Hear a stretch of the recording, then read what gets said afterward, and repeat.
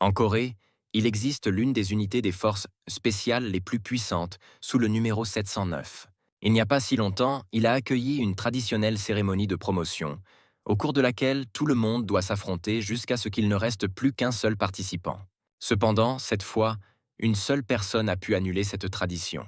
À la suite de la cérémonie, tous les membres de l'unité n'ont pas pu continuer à servir, et le temps cumulé nécessaire pour restaurer complètement l'unité était de 448 semaines. Après l'incident, tous les membres des forces spéciales ont déposé un rapport auprès de leur commandant leur demandant de les licencier. Afin d'éviter la perte de temps d'employés très précieux, le commandement a dû licencier de force ce combattant nommé John Kim, qui était déjà devenu une légende. 3 ans plus tard, John Kim est allé travailler comme civil, assis dans son bureau en train d'essayer de travailler quand soudain une serviette froissée lui vole au visage. Un chef de service nommé Jeff demande à John pourquoi il considère cette entreprise comme une auberge et ose s'endormir au travail. John Kim demande pardon et examine la serviette, essayant de comprendre ce que son patron lui a lancé. Jeff dit à John que ce sont des mouchoirs dans lesquels il se mouche et lui ordonne de les jeter pour lui, car il n'y a pas de poubelle à proximité. John parvient à peine à se retenir et ne répond pas à son patron, mais décide de laisser libre cours à ses émotions et s'empare de son smartphone. En se connectant à un réseau social, John écrit un énorme test dans lequel son patron lui jette des serviettes et exprime des idées sur la nécessité de créer une structure qui licencie ou transfère les employés dont les activités sont préjudiciables à l'entreprise. Après avoir correctement parlé et s'être défoulé, John expire, souhaitant pouvoir tuer son patron puisqu'il n'était qu'un civil.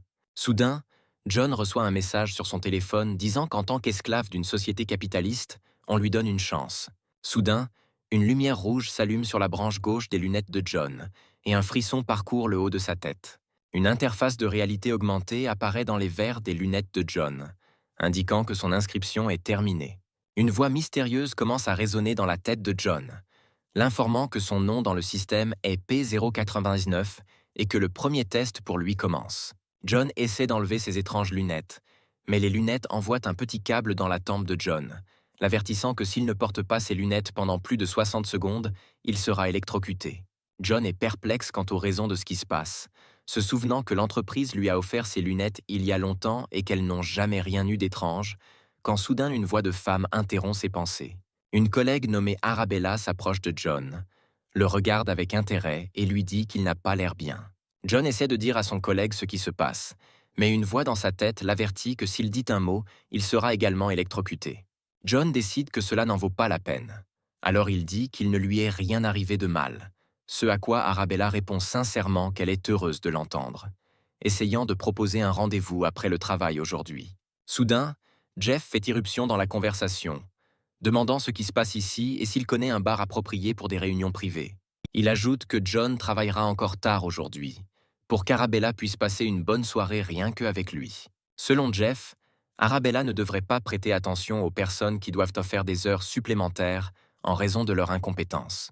Arabella n'est pas impressionnée par l'offre de son patron et part, disant qu'elle retournera probablement à son travail, laissant John et Jeff seuls. John essaie de toutes ses forces de se retenir, s'interrogeant sur les raisons du comportement de son patron. Soudain, une voix dans la tête de John lui annonce que l'algorithme de création de mission a été complété avec succès et lui demande d'analyser les personnes qui l'entourent.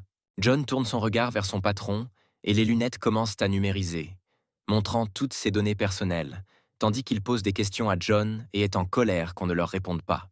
Jeff continue d'être en colère, mais l'attention de John est occupée par les lunettes, qui l'informent que le chef du département de Jeff a été choisi comme cible de la mission. Les lunettes informent John que sa mission est de lui ordonner au patron d'arrêter de jurer, ajoutant qu'il sera puni s'il ne s'y conforme pas. Jeff part, disant à John de le suivre pendant que le personnage principal essaie de comprendre ce qui se passe ici. Les points commencent le compte à rebours jusqu'à la punition, alors que John réfléchit à des idées sur l'origine des points. Le temps de la mission est écoulé et John est informé que son taux de perte est de 50%. John essaie de comprendre ce que signifie ce message et décide de vérifier son compte bancaire personnel. En se connectant à son compte personnel, John découvre que le solde de son compte a été réduit de moitié en quelques secondes.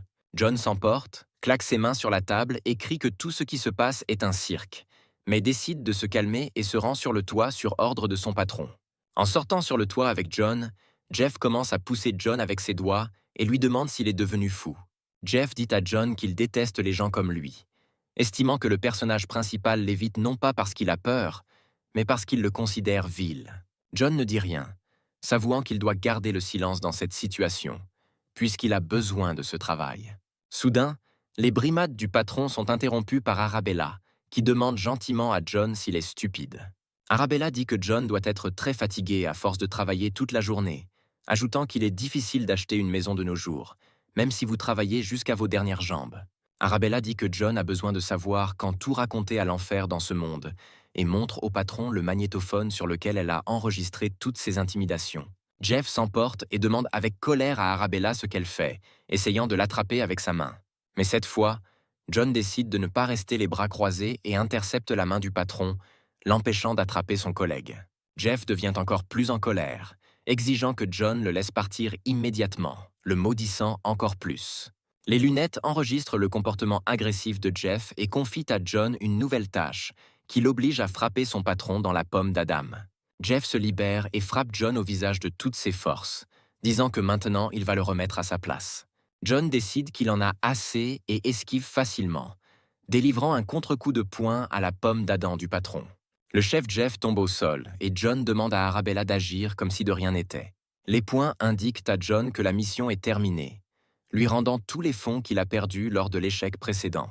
Jeff se remet debout, insultant à nouveau John et lui demandant comment il a osé frapper son patron. Les lunettes enregistrent à nouveau le comportement de Jeff, lui confiant une nouvelle tâche qui l'oblige à battre son patron pour une récompense 5 fois supérieure. Jeff s'emporte à nouveau et saute sur John, sur le point de lui lancer un puissant coup de poing. Cependant, John esquive facilement cette attaque amateur et, passant rapidement dans le dos de Jeff, commence à l'étouffer. Au bout d'un moment, Jeff s'évanouit par manque d'oxygène et John le relâche, le laissant tomber face première contre le sol. Les lunettes informent John que la tâche a été accomplie avec succès, et il est ravi de voir que son compte contient désormais 170 millions de won. John se souvient avoir récemment passé un entretien pour le poste alors qu'il essayait de mener une vie normale. Cependant, après que les missions ont commencé à lui rapporter des points, sa vie a radicalement changé.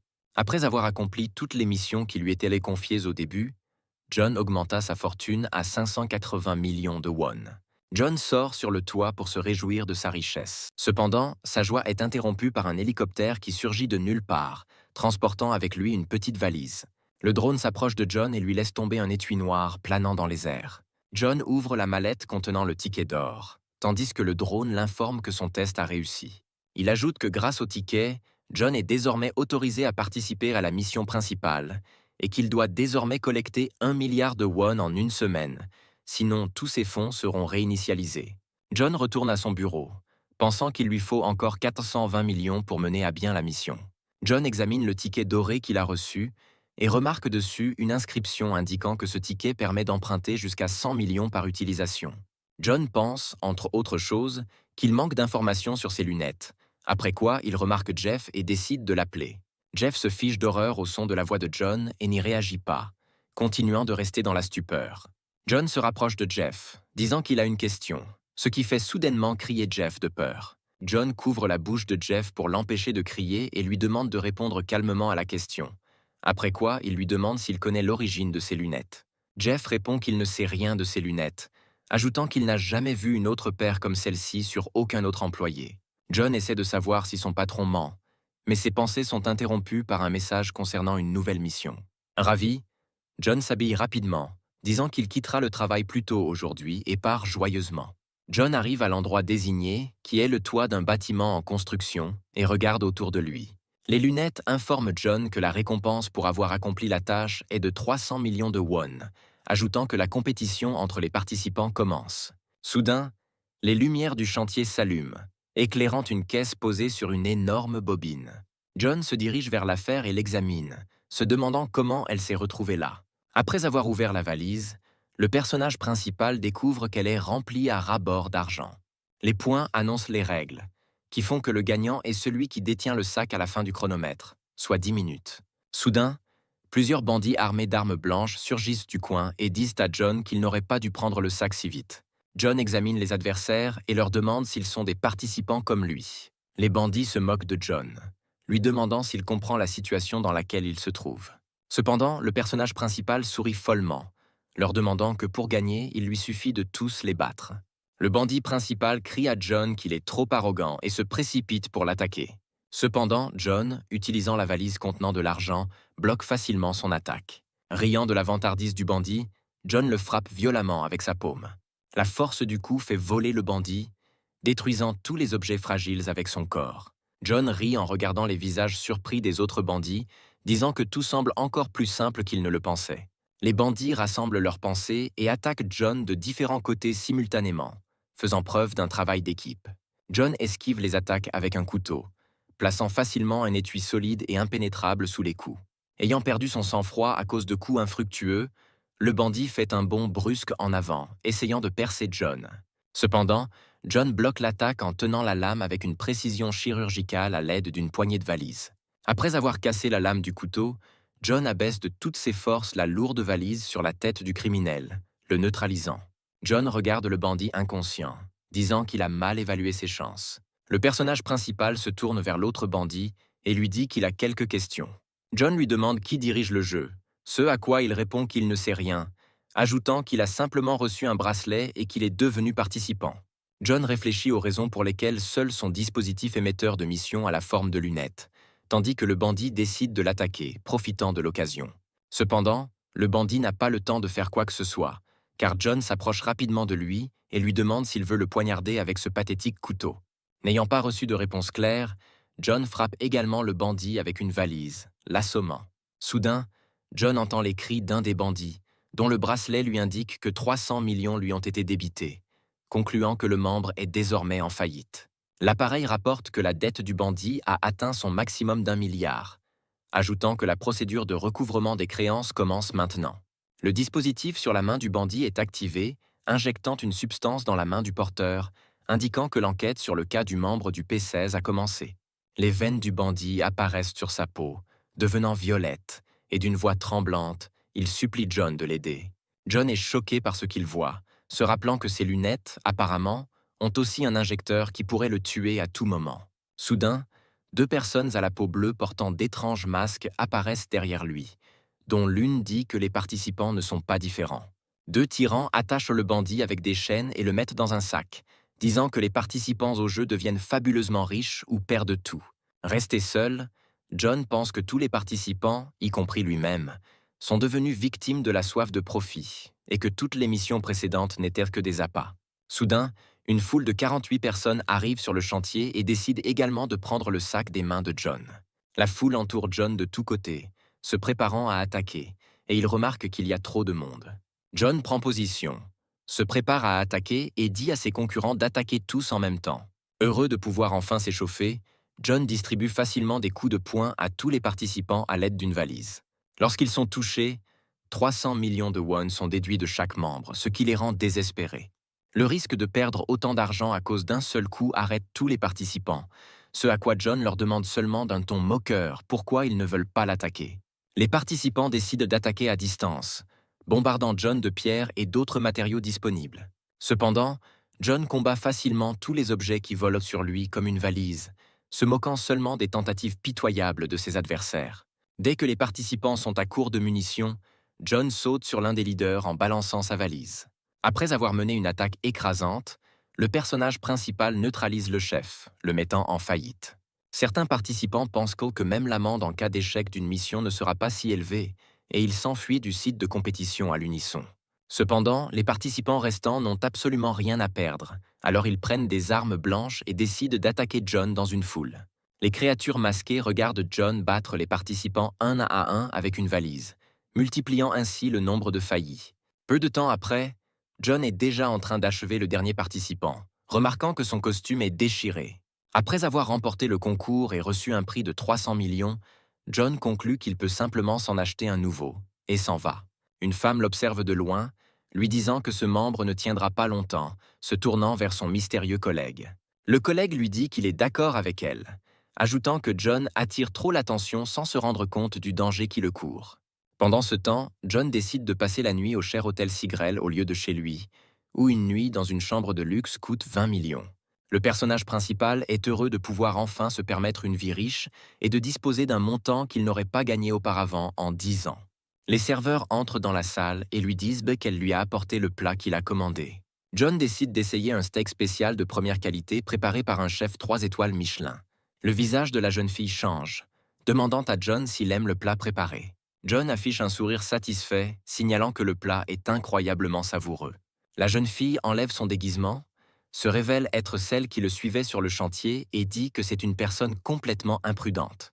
John regarde la fille d'un air absent, et après une pause gênante, il la salue. La jeune fille lui demande pourquoi il est si négligent de participer, se demandant pourquoi John n'est pas du tout surpris par ce qui s'est passé. John répond qu'il les a remarqués dès le début. Alors il s'attendait à ce qu'ils viennent, désignant le deuxième invité dans sa chambre. L'homme mystérieux s'avère être un homme adulte aux cheveux blancs, qui est un peu surpris que John les laisse se rapprocher alors qu'il les connaît.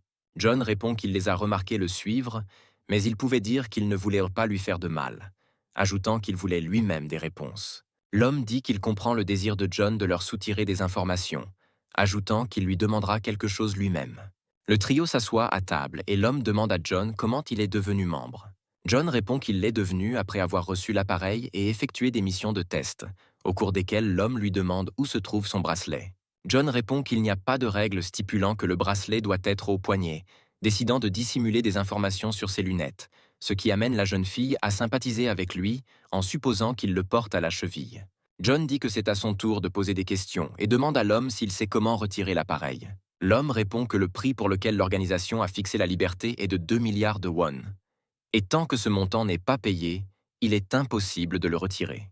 John demande si l'homme entend par organisation les opérateurs de ces appareils, ce à quoi il reçoit une réponse affirmative.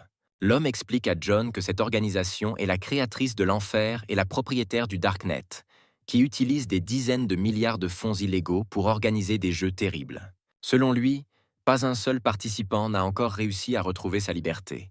John demande à l'homme pourquoi il lui raconte tout cela, ce à quoi il répond qu'il veut voir quel genre de personne est John, et ce qui est le plus important pour lui dans cette vie. John répond qu'il peut simplement acheter sa liberté en gagnant 10 milliards de won et en garder suffisamment pour vivre jusqu'à sa retraite. L'homme conclut des paroles de John que l'argent est la chose la plus importante pour lui, puis demande pourquoi John est convaincu qu'il peut toujours gagner. En attendant une réponse, l'homme invite John à jouer à un petit jeu avec lui, en lui envoyant une invitation via son appareil. John dit qu'il n'est pas du genre à avoir peur de tels défis et à accepter les propositions, mais l'analyse de son adversaire le fige sur place. D'après les données diffusées par ses scores, devant lui se trouve un concurrent de rang 3 nommé Walter Moe, qui compte 14 victoires et une seule défaite avec une valeur nette de 4 milliards de won. Les lunettes indiquent à John que le jeu commence et qu'il n'a plus la possibilité d'abandonner, ce dont il n'est que sarcastiquement surpris. Avec un léger sourire, Walter Moe demande à l'appareil quel genre de jeu lui et John ont devant lui. John se rend compte qu'il a fait une grosse erreur et essaie de demander à Walter d'attendre et d'annuler l'offre. Cependant, Walter dit qu'il est trop tard et que la roulette a commencé à tourner, ce qui déterminera le jeu aléatoire. À la roulette, il existe un jeu de dés dont les règles stipulent que chaque participant dispose de 2 dés noirs et blancs et que le joueur avec le score le plus élevé gagne, qui est soit le produit des valeurs lancées si elles sont identiques, soit les plus élevés s'ils sont différents. La jeune fille ouvre le dossier en disant que chaque jeton vaut 10 millions de won, ajoutant que chaque joueur recevra 88 jetons. Walter ajoute que les dés blancs sont lancés immédiatement, après quoi les joueurs placent en des paris, puis le verre est levé, sur lequel les dés noirs deviennent visibles. John est surpris qu'il ne s'agisse que d'un jeu de hasard, ce à quoi Walter Moe fait remarquer que le personnage principal est calme, ce qui signifie qu'il est confiant. John accepte calmement, mais dans son cœur il crie d'indignation, se rappelant que toute sa vie est l'incarnation de la malchance. Soudain, John se rend compte que malgré tout, il a gagné 880 millions en 3 jours, ce qui veut dire qu'il n'est pas si malchanceux finalement. Une fois que tous les jetons ont été distribués et que les préparatifs sont terminés, Walter Moe demande à John s'il est prêt à commencer à jouer. John décide qu'il transformera son échec en une nouvelle opportunité et lance le dé blanc avec confiance. Cependant, malgré l'incroyable estime de soi et la confiance de John, on lui confie une unité perfide. Walter n'a également obtenu qu'un 2 au premier lancer. Alors il la regarde pensivement, tournant les options dans sa tête. Après avoir tout pesé soigneusement, Walter parie 100 millions, surprenant John. Après avoir évalué ses chances et réalisé qu'il n'a nulle part où se retirer, John accepte le pari de Walter. La jeune fille dit que puisque les paris ont été acceptés, elle révèle les deuxièmes dés aux participants. Walter obtient un 3. Son score le plus élevé est donc 3. Cependant, John en lance un autre, faisant de lui le perdant de ce tour. John n'en croit pas ses yeux, tandis que Walter dit qu'il ne s'attendait pas à ce que John soit jumelé au premier tour. Cependant, John n'abandonne pas et dit que maintenant qu'il a surmonté sa malchance au premier tour, il continuera à jouer plus loin, exprimant sa confiance que maintenant tout va changer. Malheureusement, la confiance n'aide pas John, et il perd encore et encore, sans remporter une seule victoire. Après 500 millions perdus, la jeune fille annonce qu'elle passe au tour final. Après avoir lancé les dés, Walter Moe lance un 1 et John lance un 6. John se réjouit de l'accord réussi.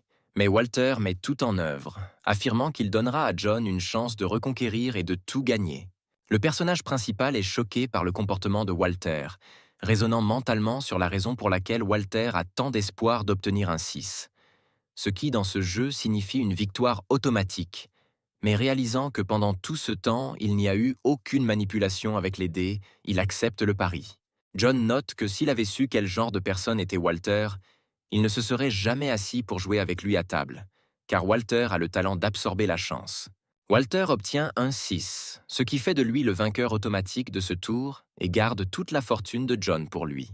Walter part en disant que c'était une compétition amusante et qu'ils devraient se revoir. Il jette à John une carte de visite, lui disant de le retrouver si quelque chose de plus important que l'argent entre dans sa vie. Le lendemain soir, une fête d'entreprise se réunit au café, à laquelle participent les collègues de John. John lui-même sirote sombrement un verre dans une bouteille, plongé dans des pensées d'argent perdu. Un homme s'approche de John et lui demande pourquoi il a l'air si malade alors qu'il est à la fête de bureau.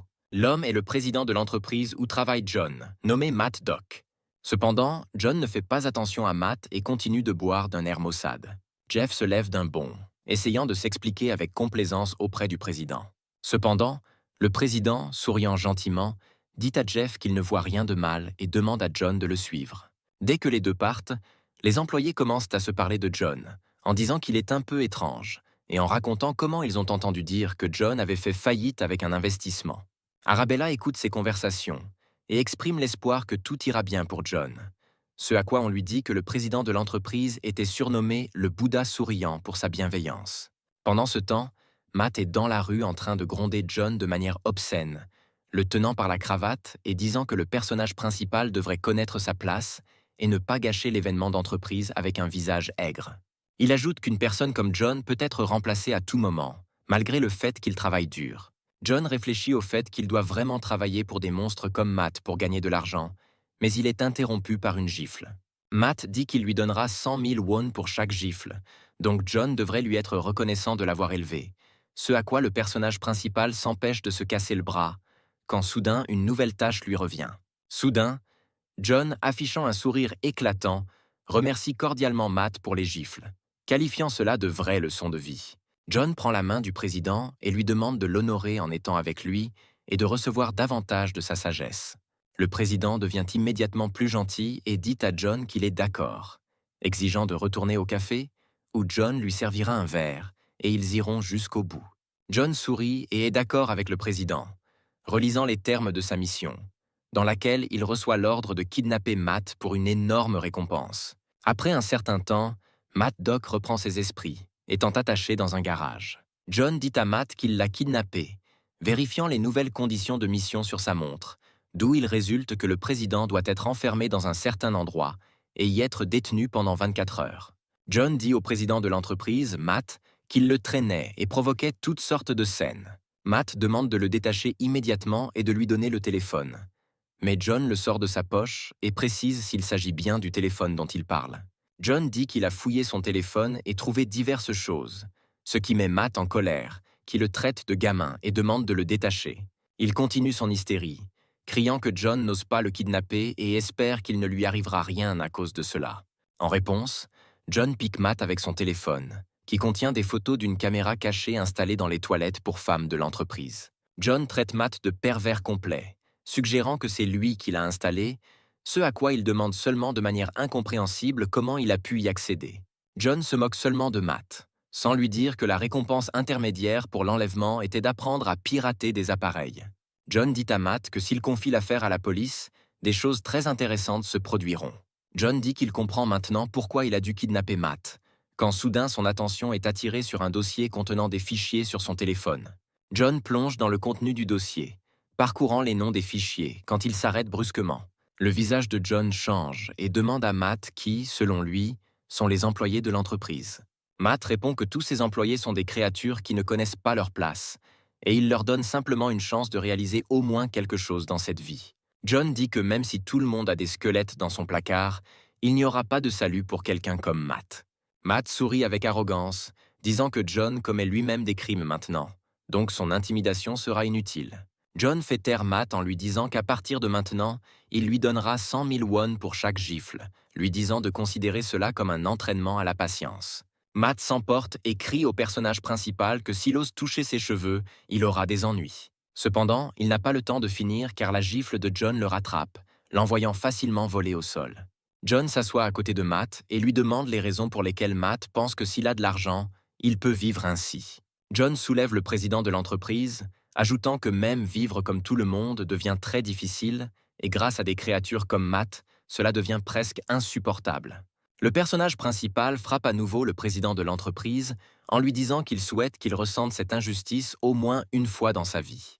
Brûlant de peur et de frustration, Matt Doc essaie de présenter quelque chose qui ressemble à des excuses. Cependant, soudain, un homme fait irruption dans le garage où John l'a enfermé, se réjouissant d'avoir trouvé sa cible. Il n'y a aucune trace de remords sur le visage du président, et il demande à l'homme de l'aider, affirmant que John l'a kidnappé. L'homme et son complice arrivent, disant à Matt de rester sur place et d'attendre, tandis que l'appareil sur son bras annonce une nouvelle cible, disant qu'ils doivent sauver Matt. Ils disent à John qu'ils n'ont rien de personnel contre lui, et qu'il ne s'agit que d'une mission à laquelle il agite sciemment la main, disant qu'il n'a rien à redire non plus. Les participants sont surpris que John agisse trop calmement, soupçonnant que quelque chose ne va pas ici. Cependant, en un clin d'œil, John réduit la distance avec l'un des participants et le met hors d'état de nuire d'un seul coup. Sans y réfléchir à deux fois, John attrape le prochain participant et l'assomme en quelques secondes. John s'exhibe tout seul, heureux que ses compétences au combat n'aient pas faibli du tout au cours de sa vie civile. Matt regarde John éliminer les groupes d'adversaires qui se succèdent et réfléchit à la façon dont il peut s'échapper. Cependant, tout à coup, John prend un couteau pris sur l'un des participants vaincus et se dirige vers Matt. John coupe les cordes, libérant Matt, disant qu'il a remarqué qu'il s'ennuyait, alors il est venu lui remonter le moral. Après cela, il prend Matt par les jambes et commence à le faire tourner de toutes ses forces en riant joyeusement. Après avoir fait tourner Matt assez fort, il le jette sur l'un des concurrents encore debout, l'assommant.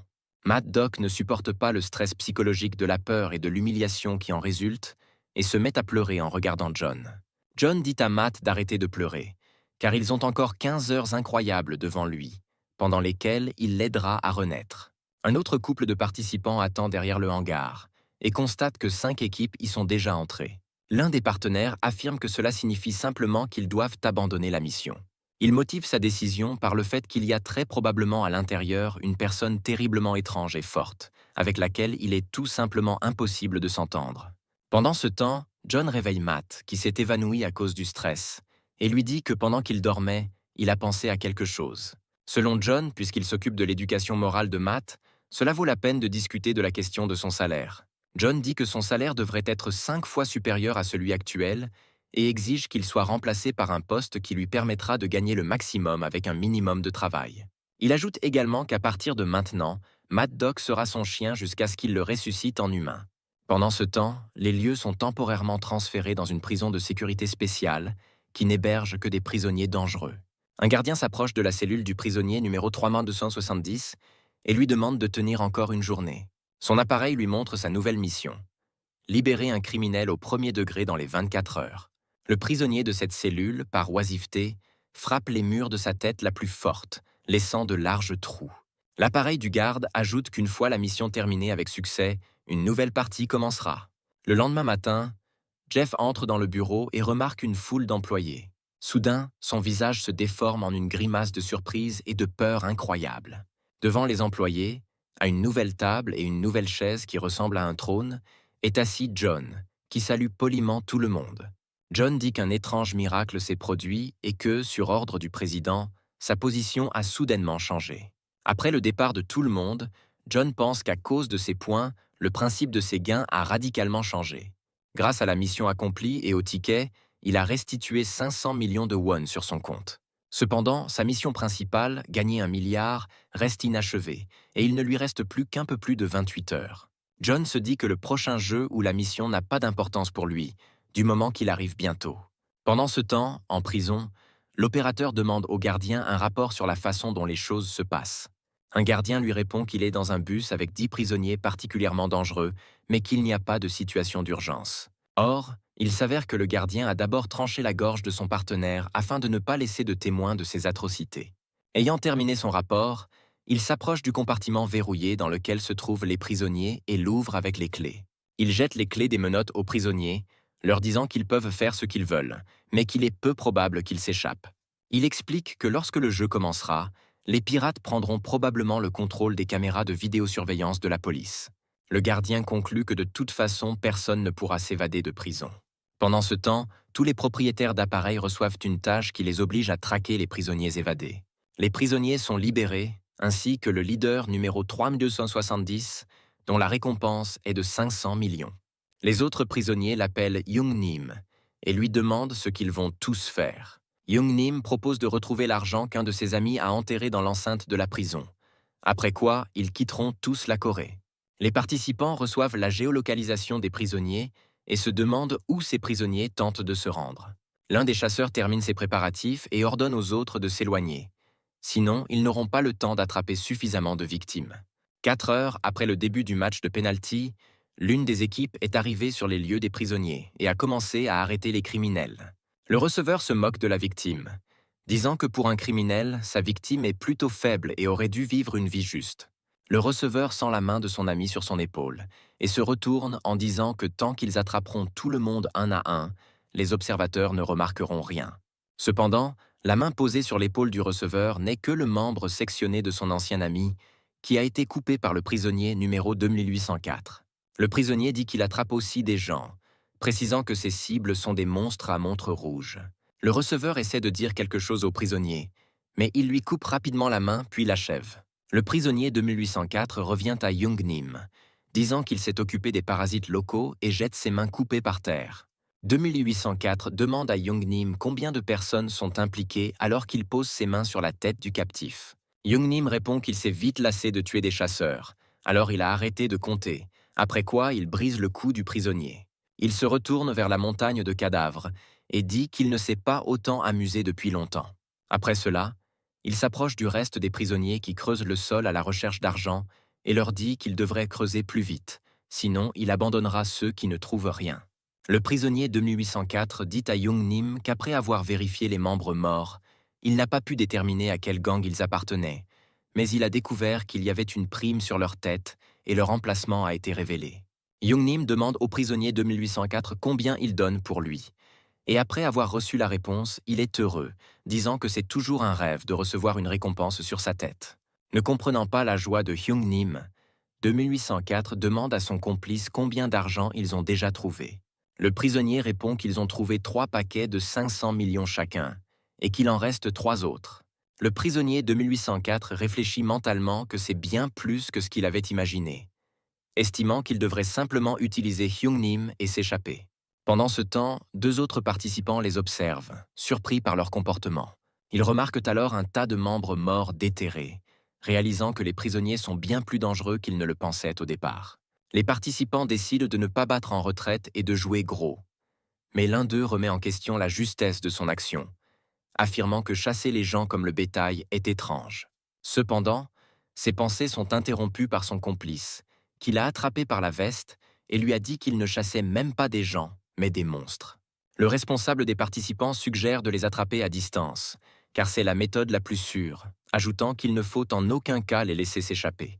Soudain, la voix de John se fait entendre derrière lui, disant qu'ils ne peuvent vraiment pas laisser les prisonniers s'échapper. John sort des buissons à la rencontre des participants effrayés, leur disant que cela ne sert à rien d'être tout le temps sur ses gardes. Jonah dit qu'il n'est qu'un employé de bureau, semant la confusion aux yeux des participants. Cependant, John dit qu'il a un excellent projet et qu'il le partagera s'ils sont intéressés. Après que John ait parlé de son plan, la perplexité et l'incompréhension se figent sur les visages des participants. Le chef des chasseurs pointe une arbalète sur John et lui demande pourquoi il pensait qu'ils devraient être des appâts, ajoutant qu'ils ne sont pas des mauviettes. Il prévient que si John ne s'enfuit pas en comptant jusqu'à 3, il lui tirera dessus, ce à quoi John rétorque calmement qu'il a suggéré la meilleure voie pour tout le monde. Le chef tire sur John, mais il dévie facilement la flèche d'un coup précis de sa machette. Après avoir attrapé un morceau de flèche avec sa main, John dit que le chef n'aurait pas dû l'avertir exactement du moment où il tirerait. John invite les participants à l'écouter pendant qu'il est encore gentil, et ils sont d'accord sans aucun doute. Après un certain temps, les participants s'approchent des prisonniers, qui recherchent les dernières liasses d'argent restantes. Les prisonniers rient parce que les participants sont venus vers eux à main nue, et ont exprimé le désir de les enterrer ici même. Après avoir attendu que tous les détenus les voient, les participants prennent la fuite. Le prisonnier 2804 ordonne à tout le monde d'attraper l'évadé et ils le poursuivent. Les participants s'enfuient des prisonniers et rejouent dans leur tête le plan de John, selon lequel ils doivent les attirer vers l'endroit spécifié. Une escouade de chasseurs arrive à l'endroit indiqué, mais des prisonniers courent aussitôt après eux. Les prisonniers entourent les chasseurs, se plaignant qu'il n'y a pas de trou pour les enterrer. L'un des prisonniers court vers le chef des chasseurs en brandissant une pelle pour l'achever d'un seul coup. Cependant, au dernier moment, un coup de hache bien ciblé interrompt le coup, faisant tomber la pelle des mains du prisonnier. John allume les brindilles et les jette dans l'herbe entourant la maison, créant un anneau de flamme. Lorsque les prisonniers lui demandent qui il est, il répond que tout ce qu'ils doivent savoir, c'est qu'aucun d'entre eux ne s'échappera d'ici. John ajoute que ce sera plus facile pour eux s'ils restent immobiles et se laissent simplement tabasser, ajoutant qu'ils devraient tous débourser l'argent. Les prisonniers commencent à paniquer, mais leur chef ramasse une pelle, leur disant de ne pas avoir peur, car il n'y a qu'un seul Jean. Cependant, dès qu'il a terminé, John l'assomme d'un puissant coup de pied, le forçant à rouler loin sur le sol. John atterrit sur ses pieds, disant aux prisonniers qu'ils peuvent maintenant paniquer, après quoi ils se déchaînent avec rage. Cependant, John assomme et désarme facilement ses attaquants. John fait tomber le couteau de la main de l'un des attaquants d'un coup violent, après quoi il le ramasse et lui inflige plusieurs coups bien ciblés. Le prisonnier saigne et s'effondre, laissant le dernier survivant seul avec John. Sans perdre une seconde à réfléchir, John se jette sur le dernier prisonnier et l'assomme rapidement en le projetant au sol. Les chasseurs regardent avec une surprise non dissimulée John vaincre à lui seul toute une escouade entière d'ennemis. Selon le meneur d'un jeu où sa propre vie est en jeu, cet homme est un véritable chasseur. John se réjouit de la récompense de 400 millions de wons qu'il a reçue, tandis que le prisonnier 2804 arrive sur le site de la bataille et demande qui joue avec le feu ici. Le prisonnier tire un couteau sur John, à qui on dit que le compte 2804 comporte 18 chefs d'accusation, dont meurtre, incendie criminel et enlèvement, ajoutant que la récompense est de 300 millions. John demande à 2804 s'il va venger ses camarades. Le prisonnier 2804 dit qu'il est venu dire à John qu'il terminerait le travail s'il le commençait, après quoi il achève son complice avec un couteau. Le prisonnier traite John d'amateur et lui demande s'il est prêt à se faire de nouveaux trous dans le corps, ce à quoi il accepte. Le prisonnier attaque John, essayant de le poignarder, mais John l'esquive facilement. Cependant, la pression de 2804 ne ralentit pas, et il continue de lancer coup après coup avec les deux mains, sans jamais toucher John. Se rendant compte que face à lui se trouve un adversaire redoutable, qui par-dessus tout est également ambidextre, John s'arrête brusquement et lui demande d'attendre une seconde. John recule rapidement un peu, commençant à fouiller dans diverses fournitures de jardinage. John sort ses jumelles et prend une position de menthe, disant que cela fait un moment qu'il ne s'est pas entraîné avec elle. Le prisonnier se souvient que tout le monde se moquait de lui plus tôt, mais tout a changé dès qu'il a sorti un couteau. Selon lui, même ceux qui menacèrent de le battre demandèrent pardon. Il n'avait qu'à les couper à quelques reprises. Il note qu'il a eu beaucoup de plaisir à voir les gens le craindre et se ramper devant lui. Cependant, maintenant, sous la pression de John, le prisonnier ne pouvait pour la première fois pas comprendre quoi faire. Le prisonnier 2804 se demande anxieusement si John ne le pousse pas dans un coin. Il s'emporte, s'écarte largement, essayant de frapper John, mais il l'esquive facilement. John continue de se moquer de lui, le déséquilibrant, le faisant commettre de plus en plus d'erreurs. Le prisonnier baisse complètement sa garde et passe à l'attaque, disant à John qu'il n'a pas le droit de l'humilier. Cependant, John effectue une course ultra rapide, délivrant plusieurs dizaines de coups par seconde au prisonnier, le neutralisant. Jean se tourne vers le prisonnier et lui dit que ceux qui ne connaissent pas leur place ne peuvent pas être forts. Après un certain temps, John marche joyeusement avec ses partenaires, chantant une chanson sur leur joie de rechercher 500 millions. Dérouté par les chants étranges, le chef des chasseurs demande avec embarras à John s'ils peuvent déjà partir. John demande de manière incompréhensible aux autres pourquoi ils vont partir s'il en reste un. Ce à quoi ils répondent que le dernier criminel est une personne très dangereuse qui a tué 13 personnes à main nue. Soudain, Young-Nim apparaît comme un énorme rocher derrière eux, laissant tout le monde sauf John sous le choc et la crainte. Young-Nim suggère de sauter les présentations et porte un coup puissant à John. Cependant, John bloque le coup et contre-attaque avec un uppercut directement dans la mâchoire de Young-Nim. Young-Nim et John s'arrêtent brièvement et sont surpris de s'être pris mutuellement des coups. Le personnage principal et Young-Nim soupçonnent que la prochaine bataille sera très intéressante. John essaie de maîtriser Young-Nim avec sa vitesse tout en esquivant ses attaques. Young-Nim, quant à lui, ne subit pas beaucoup de dégâts des attaques de John grâce à la force de sa tête. Le prisonnier décide que la meilleure option serait d'essayer de capturer John, et il essaie de rattraper l'agile combattant dans son erreur. Après quelques secondes, il voit le moment et se précipite sur John, l'attrapant. Après que Young-Nim ait attrapé John, il le serre fort, essayant de lui briser les os. Young-Nim demande à John s'il comprend que la casquette va bientôt lui revenir et le serre davantage. Cependant, dans une situation stressante, John retrouve un second souffle, pompant son corps d'endorphine et d'adrénaline. Rassemblant toute sa volonté et sa nouvelle force, John saisit le visage de Young-Nim et le force à relâcher son emprise. John lui dit qu'il retient ses pouvoirs depuis longtemps, mais comme il fait face à un adversaire puissant, il ne peut plus se retenir. Il frappe ensuite avec force la tête de Young-Nim contre le sol, provoquant un coup écrasant. Après avoir éliminé Young-Nim, John reçoit la récompense finale de 500 millions de won et la chasse aux criminels est déclarée terminée. Les chasseurs regardent avec horreur John vaincre une catégorie aussi puissante et n'en croient pas leurs yeux. L'un d'eux propose à voix basse d'emporter secrètement l'argent enterré par les prisonniers, ce que John ne connaît pas encore. Les chasseurs s'approchent de John et lui disent qu'ils vont nettoyer la zone de chasse. John n'est pas contre cette situation quand soudain une fléchette lui vole dans le cou. Une fraction de seconde plus tard, les fléchettes touchent également les chasseurs, qui reculent sur les côtés. Réalisant qu'il s'agit d'un poison paralysant, John tente de scanner les attaquants en scrutant la zone avec ses yeux. Un homme portant un masque blanc avec le symbole Oméga sort de la forêt, et une tentative de le scanner renvoie le résultat que l'accès est refusé.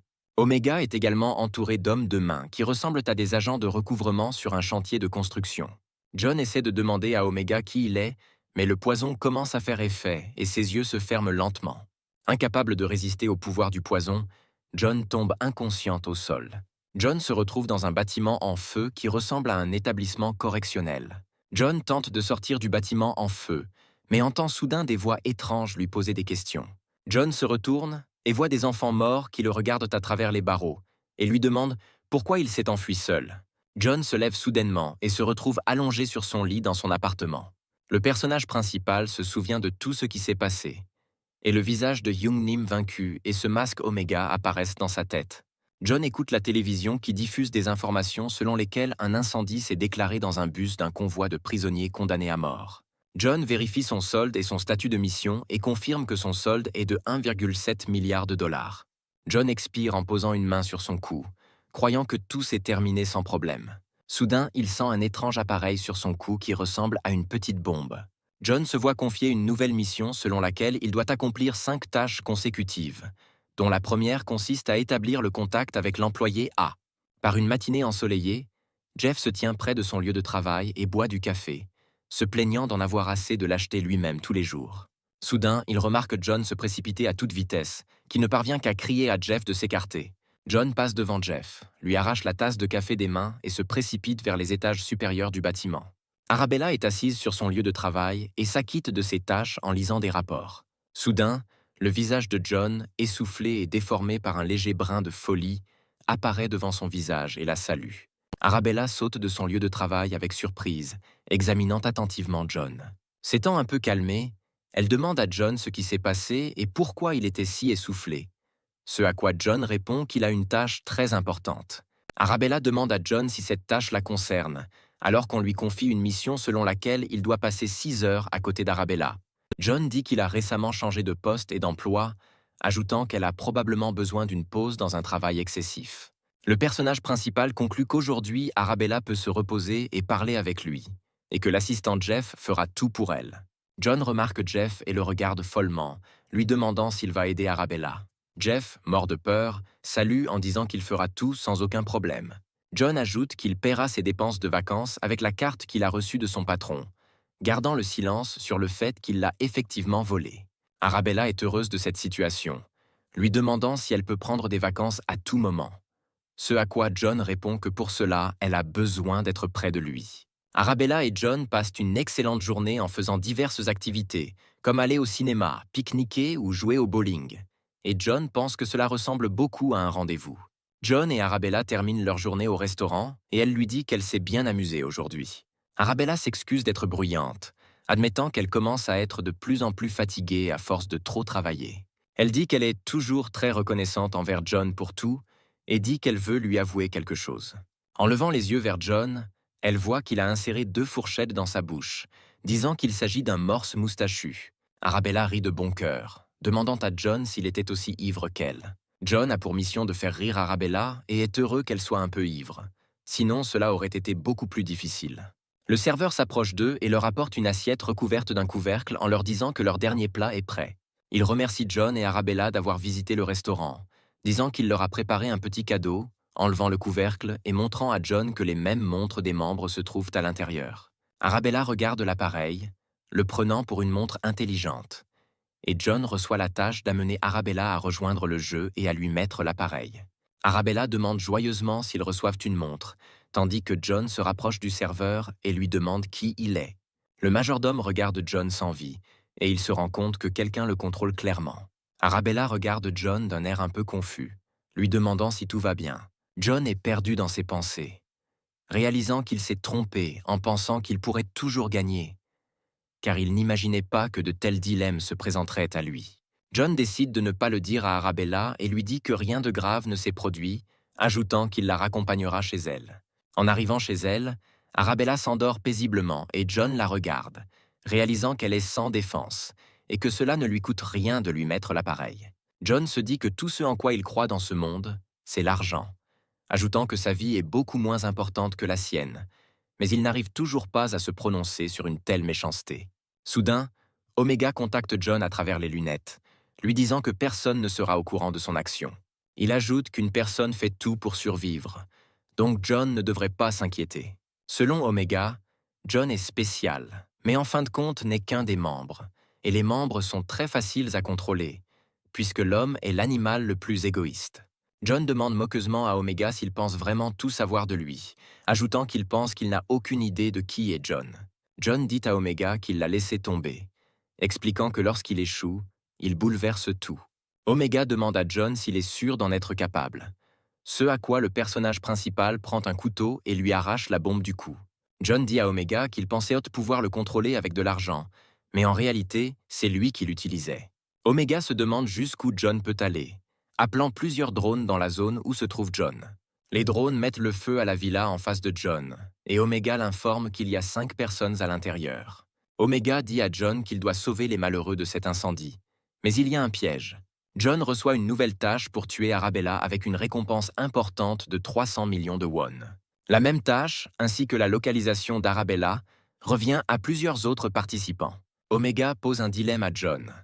Sauver des inconnus d'un incendie ou sauver son collègue, devenu la cible des participants. John décide prudemment d'appeler les pompiers et sort son smartphone. Omega, s'étant connecté à lui, rapporte que cela est bien sûr interdit, affirmant qu'il a pris le contrôle de tous les systèmes, disant à John qu'il doit choisir l'un des deux. John évalue rapidement ses options et commence à crier à plein poumon qu'il y a un incendie dans la maison, réveillant tous les résidents. Tous les habitants de la maison se réveillent et courent dehors, et avec eux, Arabella, endormie paisiblement, reprend ses esprits. John jette rapidement un tissu épais sur Arabella pour l'empêcher de se brûler.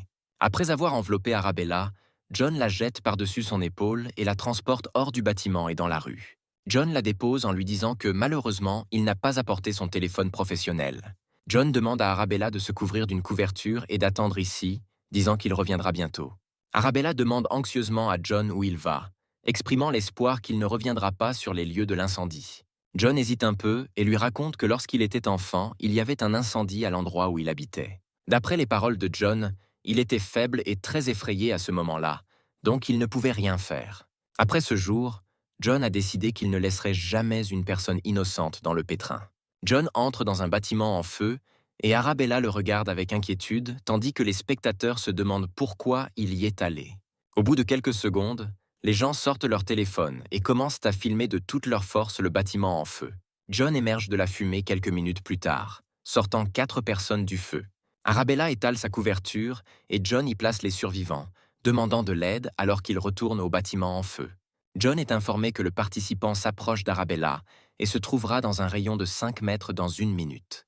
John décide qu'il aura le temps de sauver tout le monde et accélère dans le bâtiment. Ayant trouvé le dernier appartement avec un survivant, il s'y envole aussitôt, s'approchant du malheureux. Cependant, Omega contacte à nouveau John, lui disant que s'il sauve cet homme, il radiera 1 milliard de son compte, et s'il le laisse mourir, il lui facturera le contraire. Omega demande à John ce qu'il va faire pendant que le personnage principal se tient au-dessus du survivant avec un regard sombre. Arabella se tient près du bâtiment en feu et lui tient les mains avec enthousiasme, se demandant pourquoi John ne sort pas. Soudain, un homme s'approche d'elle et lui demande si elle habite dans l'appartement 204 à Haru Villa. Arabella est surprise par cette question et demande à l'étranger s'il la connaît, ce à quoi elle reçoit une réponse affirmative.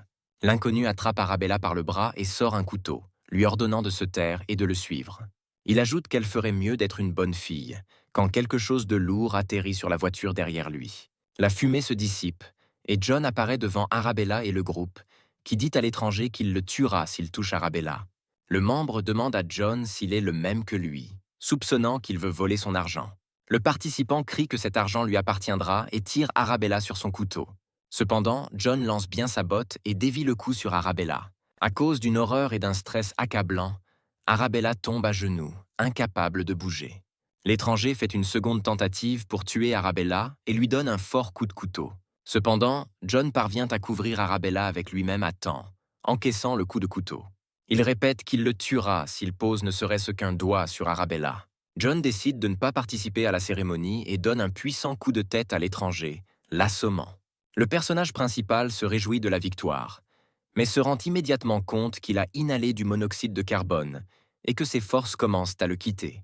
John tombe inconscient sur l'asphalte et Arabella, remise du choc, s'approche de lui. Elle s'assoit à côté de lui et lui demande de se réveiller alors qu'une silhouette mystérieuse s'approche de nos héros. Un participant de niveau 31 nommé Gyllenhaal parle au téléphone et rapporte qu'il a trouvé un objet, demandant s'il doit l'emporter avec lui ou s'en débarrasser. John est réveillé d'un profond sommeil par les grands cris d'un enfant à l'aide. John se lève rapidement, essayant de comprendre ce qui se passe et où il se trouve. John remarque qu'il se trouve dans une petite pièce dans laquelle un homme de grande taille s'approche d'un enfant d'un air menaçant. Un enfant crie à l'aide et un homme lui demande de se taire et d'être une bonne fille. En un clin d'œil, John rattrape l'homme et lui saute dessus, sur le point de le frapper au visage. Cependant, malgré la précision et la rapidité du coup, l'homme parvient à l'intercepter et à le bloquer. Il demande à John pourquoi il frappe si soudainement, ce à quoi John répond en lui ordonnant de s'éloigner de l'enfant. Ils sont interrompus par Walter assis tranquillement dans la pièce, tenant une arme à feu. Walter rapporte qu'avec des actions inconsidérées, ils creusent leur propre tombe. John remarque que l'enfant tremble de peur et qu'il porte un bracelet au poignet. John traite Walter et l'homme de salauds et exige de le laisser partir, ce à quoi ils lui répondent que ce ne sont pas ses affaires. Walter dit que John est apparu de nulle part et sauve un enfant inconnu, lui demandant pourquoi il fait cela. John dit que l'enfant demandait de l'aide et ajoute que Walter et son complice ressemblent beaucoup aux criminels. Walter sourit à cette caractérisation et dit qu'ils commettront des crimes en brandissant une arme à feu. John recouvre rapidement l'enfant avec lui-même, espérant que la balle ne le transpercera pas. Walter n'hésite pas à appuyer sur la gâchette, mais le pistolet projette un jet d'eau. John essaie de comprendre ce qui se passe ici, et l'enfant derrière lui se met à rire de bon cœur. L'enfant dit à John qu'il est tombé amoureux de son jeu et il l'attrape à 2 mains. En colère d'avoir été manipulé, John demande à l'enfant s'il est un tyran. John commence à faire tourner rapidement l'enfant d'avant en arrière, le faisant crier à nouveau à l'aide. L'homme dit à Walter que John n'est pas si mauvais, ce à quoi il accepte volontiers. Walter s'excuse pour la tromperie, disant que c'était une sorte de test, ajoutant qu'ils ont la garde de cet enfant. Walter dit qu'il s'agit d'un groupe de libération pour les participants au jeu, ajoutant qu'il sera bref car cela prendrait trop de temps pour une explication complète. Il dit que sa collègue, qui était avec lui hier, est saine et sauve à l'hôpital, mais qu'en raison d'un choc grave, elle ne se souvient pas de ce qui s'est passé. Walter montre à John un selfie de son assistant, qui veille à la sécurité d'Arabella à l'hôpital. Il montre également l'homme, disant que c'est lui qui a sauvé John et Arabella, le présentant comme Gyllenhaal. John remercie Walter de l'avoir sauvé, ajoutant qu'il était peu probable que cela se soit fait comme ça. Walter dit à John qu'il est devenu un classement et que sa fortune dépassera bientôt les 2 milliards. Il ajoute que s'il gagne plus et monte de niveau, d'autres forces ou rangs pourraient le cibler. Walter ajoute que dans ce cas, une répétition des tests est garantie, ce à quoi il ne peut pas faire face seul, comme hier. John est d'accord avec cela, s'inquiétant mentalement qu'Arabella soit en danger à cause de lui, réalisant que si cela se reproduit, la chance pourrait ne pas lui être aussi favorable. Walter dit à John qu'il devrait rejoindre notre groupe et transférer 800 millions qui seront ensuite restitués sur son compte. Il explique que c'est pour s'assurer qu'ils poursuivent un objectif commun. John qualifie Walter de fraude, auquel il répond par un déni moqueur, ajoutant que John doit d'abord accomplir une mission de commandement avec l'un des membres de leur groupe, après quoi la première moitié sera restituée sur son compte. Walter dit que John recevra le reste de l'argent plus tard, précisant que le personnage principal n'allait pas quitter le jeu de toute façon, et que cette proposition n'est pas une proposition perdante. Quelque temps plus tard, John s'assoit au bar et réfléchit à la proposition de Walter. John décide de vérifier son compte et remarque qu'il n'a pas reçu de récompense pour les missions accomplies. La récompense est un coupon pour un objet aléatoire, et John décide de vérifier son téléphone, dans lequel il remarque un message d'Omega, l'informant qu'il n'aura pas de mission personnelle pendant un certain temps. John comprend que dans ce système, toute sa fortune peut disparaître à tout moment et qu'il est presque impossible d'encaisser cet argent. Il doit donc en profiter tant qu'il le peut. John s'achète un déjeuner à 400 000 wons et savoure l'omakase sur lequel il ne pouvait que baver auparavant. Le personnage principal est rempli de satisfaction, s'avouant qu'ils ont exactement le goût qu'il les a imaginés. John se souvient qu'il vivait autrefois dans la pauvreté et qu'il désirait ardemment une vie riche, se promettant qu'il en profiterait désormais pleinement. Après 4 jours, John décide de mener une mission en équipe et se rend sur le site de test pour inspecter les participants. John est plongé dans des réflexions sur la nécessité de chercher un bon appartement pour lui-même, après avoir terminé ici, quand soudain il entend un reproche d'être en retard. John soupçonne que son partenaire de jeu a dit cela et tourne la tête, découvrant que son partenaire est le même garçon. John demande tristement au garçon quel âge il a, ce à quoi il admet qu'il n'a que 15 ans. Le reste des participants regardent cette scène avec moquerie, disant que lorsque le jeu commencera, ils devront se concentrer sur ce couple. John est furieux mentalement d'avoir été trompé, admettant qu'il s'attendait à ce que Gyllenhaal soit présent à la place de l'écolier. L'enfant se moque de John, disant qu'il n'a pas l'air très fort, ajoutant que John est aussi effrayant. John dit au garçon qu'il ne l'aime pas non plus, ce à quoi il admet timidement qu'il doit gagner ce jeu à tout prix. John expire et pose sa main sur la tête du garçon, lui disant de lui faire confiance, ajoutant qu'il peut certainement protéger un bébé. Après un certain temps, les participants sortent sur le terrain et attendent l'ordre de démarrer le jeu.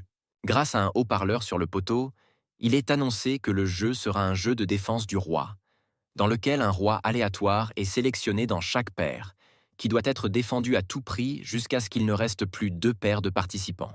John se retourne vers le garçon et lui montre qu'il est devenu roi.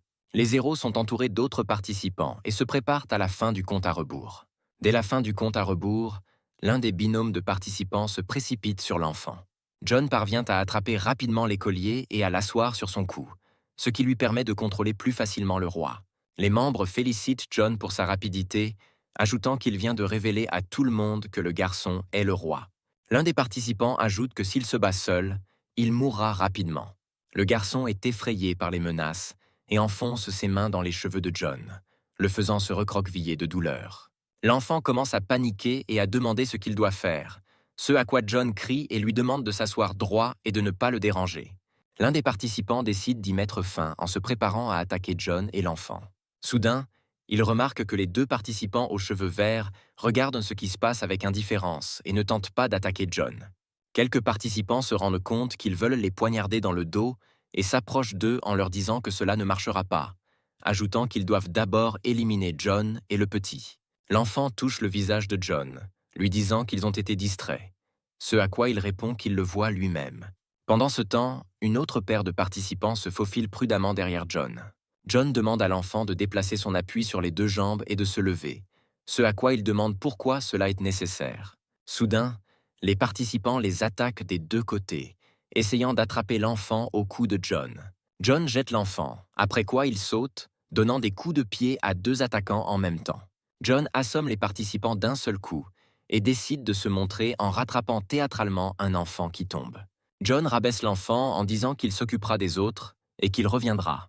L'enfant essaie de comprendre quel genre de personne est John, tandis qu'il se retourne au grand cri de l'un des participants. L'un des participants aux cheveux verts a mis son adversaire à genoux et lui a écrasé les yeux avec ses doigts. En réponse aux appels à ne pas le faire, il admet seulement froidement qu'il s'amuse avec cela. Donc, il ne s'arrêtera pas.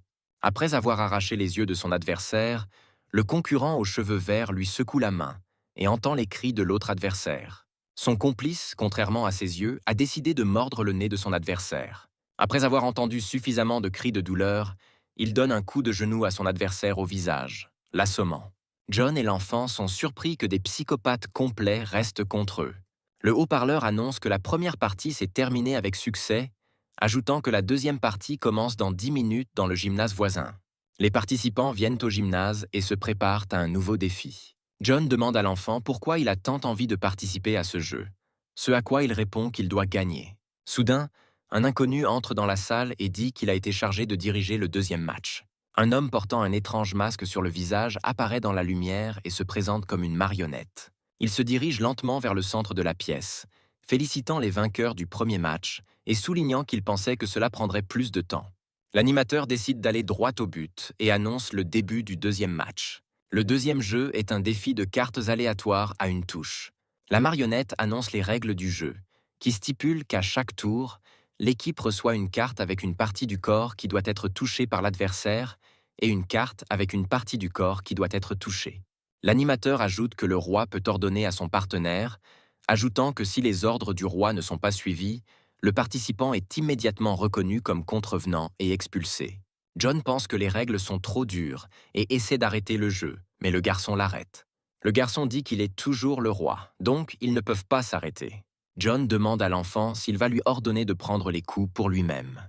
L'enfant, le cœur lourd, dit que si cela l'aide à gagner, alors il le fera aussi. John lève la main vers l'enfant et il se recroqueville et ferme les yeux de peur. John dit qu'il ne sait pas ce qui motive l'enfant, se demandant pourquoi son visage donne l'impression que son monde s'est effondré.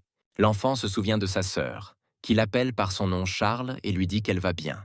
Dans ses souvenirs, sa sœur le serre dans ses bras, lui demandant s'il a été blessé. La sœur dit avoir trouvé un travail qui lui permettra de rembourser ses dettes en 2 ans et de le protéger. Charles conclut que sa sœur n'est jamais revenue et qu'il doit donc la retrouver. John répond que Charles n'est pas obligé de lui donner des ordres, car les adultes doivent toujours protéger les enfants. Selon les règles du jeu, n'importe qui peut être attaquant et défenseur, et vous pouvez changer de place à tout moment. Le jeu commence, et les premières cartes de l'équipe attaquante sont le poing, et pour l'équipe défensive, le haut du corps. L'attaquant frappe John d'un coup puissant, causant des dommages importants aux organes internes. John attrape le foie, notant que son adversaire sait exactement où frapper. Les rôles sont inversés, et John obtient la carte Eye Attack et le défenseur obtient la carte Ear Defense, ce qui amène John à décider de rater son attaque. Au prochain changement de rôle, en fonction des cartes, l'attaquant frappe John au front avec son coude. Dans la série de changements de rôle suivante, John n'a jamais obtenu de carte lui permettant de lancer une attaque, il a donc raté ses attaques une par une. John garde à peine le contrôle de lui-même face à l'injustice et espère avoir l'occasion de frapper son adversaire au moins une fois. Le roi aux cheveux verts s'approche de l'attaquant et lui demande s'il le frappe correctement, changeant de rôle avec lui. John se rend compte que son corps commence lentement à défaillir, notant qu'en plus de tout, ses blessures se sont ouvertes. Soudain, Charles dit que lui aussi change de place avec John, ce qui le choque. Charles répond qu'il va vérifier quelque chose et demande à John de lui faire confiance. L'agresseur regarde Charles et l'interroge sur le fait qu'il n'a apparemment pas encore été battu. Dès que le round commence, il envoie un puissant coup de genou sur la poitrine de Charles. Charles, souffrant énormément, ne peut retenir son envie de vomir et se vide le ventre pendant que le leader ouvre la zone de frappe à la deuxième équipe. Selon les cartes, l'équipe de Charles doit frapper le front avec le majeur. Charles s'indigne d'un tel échec, mais John dit qu'ils ont finalement de la chance et s'approche de son adversaire. John délivre un puissant craquement qui fait reculer l'ennemi, du sang jaillissant des 2 narines. Le personnage principal tombe en extase en réalisant qu'il a enfin réussi à frapper ses adversaires détestés. L'adversaire essaie de reprendre ses esprits et ne croit pas avoir été frappé avec une telle force avec un doigt. La prochaine carte de l'équipe aux cheveux verts porte malheur. Elle rate donc son tour. Le déroulement du jeu change et John obtient des cartes normales, qu'il utilise avec grand plaisir, assommant l'esprit de son adversaire. Le défenseur de l'équipe verte demande à son allié d'échanger sa place avec lui. Cependant, il lui ordonne de continuer à attaquer, disant qu'il ne fera qu'attaquer. Charles comprend et se prépare au fait que la prochaine carte d'attaque pourrait réussir pour l'équipe ennemie et se prépare à y résister à tout prix. L'équipe adverse reçoit un coup de pied au ventre et une force écrasante frappe Charles. Cependant, rassemblant toute sa détermination dans un point, il se lève et reste conscient. Le défenseur de l'équipe aux cheveux verts crie après Charles, exigeant qu'il abandonne déjà pour ne plus se faire toucher. John reçoit un coup de poing dans le nez et remercie Lady Luck pour cette opportunité. Se balançant de toutes ses forces, il frappe le défenseur, le faisant reculer à grande vitesse. Le défenseur frappe le roi, permettant à John d'en éliminer 2 d'un seul coup. John regarde les 2 adversaires inconscients et demande à l'autre s'il a enfreint les règles. Le présentateur répond cependant calmement qu'il ne voit ici aucun problème. Charles félicite John pour sa victoire, ne croyant pas qu'ils aient réellement gagné. Charles explique que selon son idée, l'efficacité des cartes d'attaque dépend du nombre de coups reçus par le roi. John félicite Charles pour son ingéniosité, disant qu'il était quand même brillant. Cependant, Charles change soudainement de visage, disant que, apparemment, le jeu n'est pas encore terminé, notant qu'ils n'ont reçu aucune récompense. L'animateur annonce le dernier jeu intitulé Uprising and Suppression. Selon les règles, les 2 derniers joueurs ne forment plus une équipe et jouent les rôles individuels de roi et de villageois, dont les objectifs sont de vaincre ou de forcer l'adversaire à se rendre. Charles ne croit pas qu'ils devront s'entretuer et dit qu'il doit y avoir un autre moyen. Cependant, John interrompt son raisonnement en lui donnant une forte gifle. Il dit à Charles d'arrêter de parler comme un faible et d'accepter la réalité qu'il devra le combattre. John ajoute que, entre autres choses, c'est une très mauvaise personne. Charles comprend qu'il s'agit d'une bataille initialement inégale dans laquelle il ne gagnerait pas même s'il était armé, mais il n'aura pas d'autre chance. John taquine Charles en disant que sa sœur ne lui était pas si chère s'il se comporte de manière si peu sûre d'elle. Charles ne comprend pas ce que John veut dire, ce à quoi le protagoniste lui rappelle qu'il a dit qu'il sauverait sa sœur. Mais maintenant ses véritables intentions sont visibles. John ajoute que sa sœur a probablement encore du mal à gérer tout ce qui lui arrive à cause de lui. Mais il n'est toujours pas pressé de l'aider. John suggère que sa sœur est peut-être déjà morte, ce à quoi Charles lui crie en larmes et lui jette les poings. John esquive facilement l'attaque de Charles, disant qu'il est trop fier pour combattre un enfant. Le personnage principal dit à l'enfant que si Charles parvient à le frapper une fois, il abandonnera. Charles se précipite pour attaquer, et John affirme mentalement que le monde actuel est un endroit cruel. John fait trébucher Charles en continuant à penser que le désir ou le désespoir à lui seul ne mènera à rien. Du point de vue du personnage principal, la seule chose qui peut sauver des personnes chères ou lui-même est le pouvoir ou l'argent. John conclut que le pouvoir et l'argent peuvent être le fruit du travail ou le résultat du désespoir. Charles se précipite à nouveau sur John et parvient à lui porter un coup. John sourit à Charles et dit à l'hôte qu'il abandonne. Le présentateur rapporte que le résident a abandonné, annonçant Charles comme vainqueur. Après un certain temps dans un endroit sûr, Gyllenhaal soigne les blessures de Charles. Gyllenhaal demande à Charles combien d'argent il a reçu en récompense, ce à quoi il répond que son prix était de 700 millions. John a perdu 200 millions de won. Il n'est donc pas de la meilleure humeur. Walter demande à John s'il a perdu volontairement le dernier match, ce à quoi il ne donne pas de réponse précise. Walter remercie John pour ses actions, disant que grâce à lui, il sera bientôt libre. John demande à Walter si Charles achète sa liberté pour cela, ce à quoi Walter répond qu'il avait déjà l'argent pour cela, mais qu'on lui a posé une condition supplémentaire. Sur la base de cette condition, Charles devait prendre la première place dans ce jeu, sinon il ne verrait pas la liberté. Walter conclut qu'à la fin, Charles a gagné 700 millions et la liberté. Mais tout cela n'est qu'une sorte de terrible blague, car quelqu'un doit subir des tests supplémentaires et quelqu'un obtient immédiatement la liberté. Selon lui, tout est finalement entre les mains de l'organisateur, qui possède d'incroyables capacités de piratage informatique qui peuvent paralyser tout le système national. Cependant, selon Walter, John ne devrait jamais oublier qu'aujourd'hui il a sauvé quelqu'un de cet enfer. Il demande également à John comment lui donner 400 millions, lui proposant plusieurs options, notamment le transfert sur un compte, en espèces ou sur un lingot d'or. John commence à saliver, pensant que les lingots d'or pourraient être les mêmes que dans la série télévisée et dans les films. Walter place devant lui 5 lingots d'or brillants de 80 millions chacun. John est aux anges, heureux que l'or soit bien plus beau qu'il ne l'imaginait. Gyllenhaal dit à Charles que John aime trop l'argent, ce à quoi il dit qu'il pense qu'il est cool. Cependant, comme le note Charles, John se comporte parfois un peu trop étrangement. John se tourne vers Charles et lui dit que c'est un gars formidable. Il ajoute que s'il ne l'aide pas à retrouver sa sœur, il peut appeler et John l'aidera certainement. Au bout d'un moment, Gyllenhaal emmène Charles et John les suit du regard, agitant la main vers le garçon. Walter demande à nouveau à John s'il souhaite les rejoindre, ce à quoi il répond qu'il est toujours avide d'argent. Walter rit et s'en va en disant qu'un jour il viendra encore vers nous, puis ils reparleront, et John lui souhaite bonne chance en prenant soin de lui. 6 jours plus tard, John conduit une voiture chère jusqu'à un hôtel de luxe. Pendant ce temps, John a réussi à changer de costume et d'image en arborant une montre coûteuse. John s'assoit au bar, profitant d'un bon jazz et pensant au fait qu'il lui reste encore 1,4 milliard de won sur son compte. Selon les calculs de John, la valeur de l'or est de 400 millions de won, et la valeur de la voiture et de la montre volées au patron est de 300 millions supplémentaires. Ainsi, John se rend compte que sa richesse totale est d'environ 2,1 milliards de won.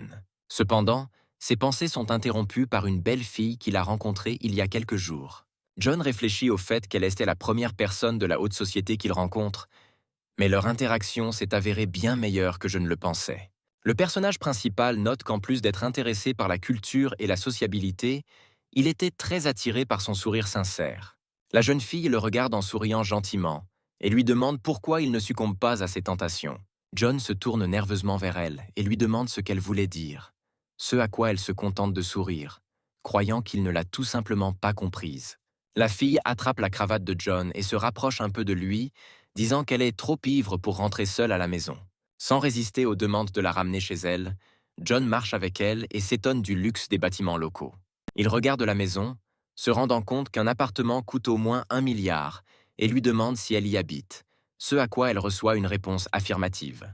Soudain, une forte pluie s'abat sur le couple, les laissant tremper jusqu'aux os. La fille prend John par la manche, lui disant qu'il peut rester avec elle jusqu'à ce que la pluie s'arrête. Quelques minutes plus tard, John se retrouve inopinément allongé sur un lit moelleux. Son compagnon grimpe sur lui de manière ludique, ce à quoi John lui dit qu'elle est un peu ivre.